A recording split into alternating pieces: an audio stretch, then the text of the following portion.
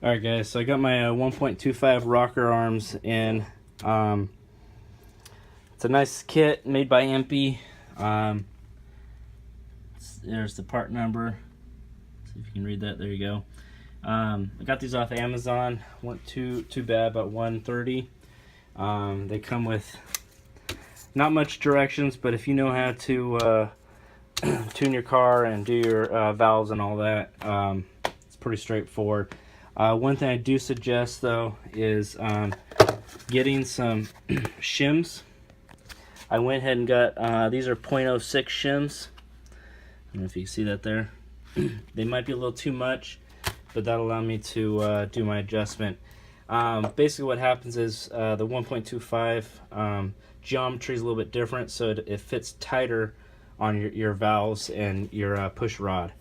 So you want to offset it, put the shim down here and offset it a little bit so you can have some adjustment in these adjusters.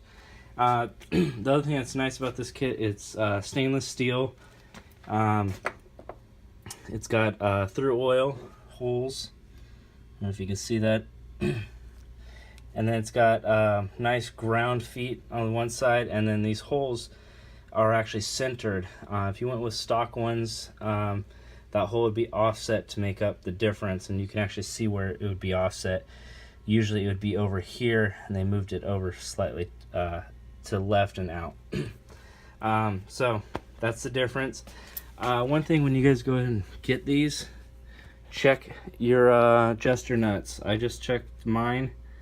These are brand new, and there's a crack all the way through that nut there, and there's a crack all the way through that one as well. So that's two of them. I went ahead and replaced them all.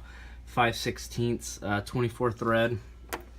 Also, what's really nice about these adjuster feet is there's an Allen key instead of a flathead, so it's a little easier to get your tools onto this nut and that Allen key. So we're gonna go ahead and get these onto my 1641 and see if we can get it started up. Alright, so let's take a look at stock rockers to the 1.25s. These stock rockers are 1-to-1s, so let's take a look at them. We notice that the push rod tube hole on the stock ones do not have the adjuster on it. Okay, so if you take a look at the side that goes on the spring, you have the adjuster. You notice I have one upside down.